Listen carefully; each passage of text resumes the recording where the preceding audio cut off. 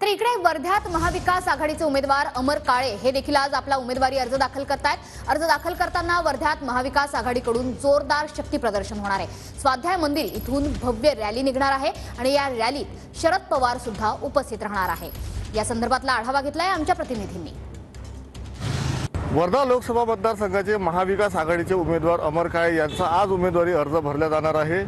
त्याकरता राष्ट्रवादी काँग्रेस पक्षाचे नेते शरद पवार हे स्वतः उपस्थित राहणार आहे। स्वाध्याय मंदिर वर्ध्यातील स्वाध्याय मंदिर येथून नामांकन रॅलीला सुरुवात होणार आहे। दुपारी सकाळी 11:30 वाजताची वेळ यावेळी कार्यकर्त्यांना देण्यात आलेली आहे आणि येथे नेते मंडळी आणि कार्यकर्ते उपस्थित झाल्यानंतर रॅलीला सुरुवात होणार आहे। याकरता येथे पोलिसांचा मोठा बंदोबस्त लावण्यात आलेला आहे। आतमध्ये आसन व्यवस्था करण्यात आलेली आहे, बसण्याची व्यवस्था करण्यात आलेली आहे आणि इथे छोटेखानी जो कार्यक्रम होणार आहे तर त्यानंतर इथे जी रॅली आहे तर ती निघणार आहे।